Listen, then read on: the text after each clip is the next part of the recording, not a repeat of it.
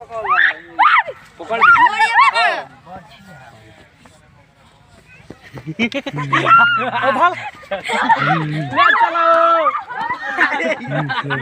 हाँ वीडियो होता है। मार दियो ना रे मरिया मत। धामी नहीं है ना काटी। हो एड़ा हटो बड़का लड़किया से ए फट मारता। ए धने जाओ काम कर नु बेगवा का पेटिया हटावा रे भाग भाग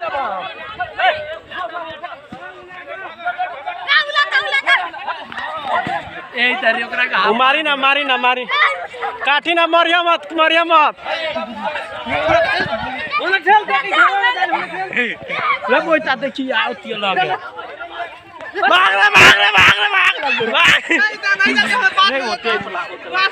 मार दियो लका मार दे तला ना मार मत मार दे बाबू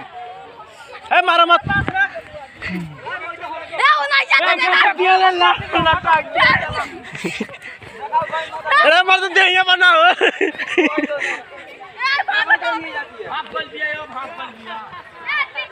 खतरनाक बहुत खतरनाक। मार दे हम चल ले चल मार दियो जा ना होने चल जाते गाली हो रे करे मार दियो साला मार काहे को दियो जा ये कुली जीव बड़ा सोचे ना चल जा दो ई काटे वाला जीव ना मर दे ए ना कटला ई हसुआ रे छोटो होने रुका तनी लगे से फोटो लेबे दो होने चल हां लगे रुका बहुत खतरनाक ए मार ना ई बहुत बचन बाबू हम तो मार दम क्या के ले चला हम बसवाड़ी में करे हां बसवाड़ी में ले चला चलो मार दे यार बहुत खतरनाक पकड़ ले का हाथवा से कहला लो पोछी से मारले से तो दे सर के गिरेला मुई के पकड़ लेला था पकड़ा नु हो मार दे क्या रे मजाक रे चल भाग बॉल करता बारी को मार तो तोरा का हमरा मन करी मारे के तो छोड़बो ना करे हो गजब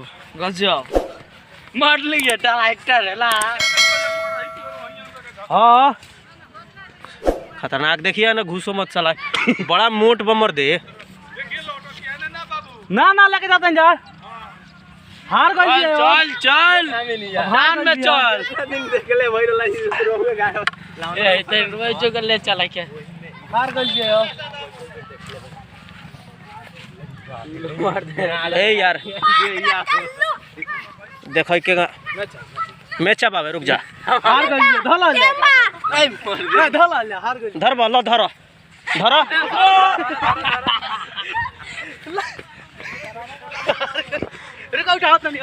रुको हले चलो ले चलो ए ओने भागतिया सड़क जाते नु दू गो डांटा उठावा दू गो के तो अभी ले उतारो लोग मान के ना रही एपर नहीं भागल बना हार गई ना ओने बसवारी में ले चलो ना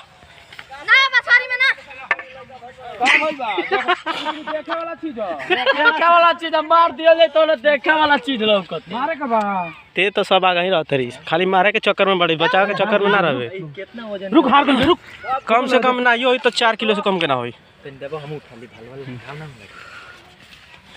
हार गई ट्राई कर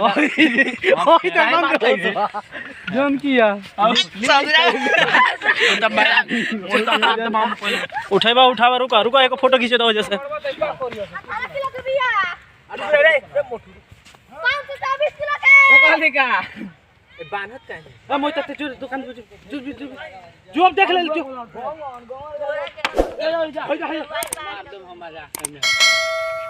बहुत हो गए काम करो अब हाथ अब उठाओ ले कपड़ा ले खतरनाक तो वीडियो हम बनाओ तनी YouTube पर डाले तोरा के चल अरे तेरी एगो झिल आउन पकड़तन घरवा मनीष ए ओने भागत गइल ना भागी रुक दे बाबू एक डंटा पकड़ दाब के पकड़ ओ भाग ले चलो मार दिया लगा रे ला लौटा लोग जाता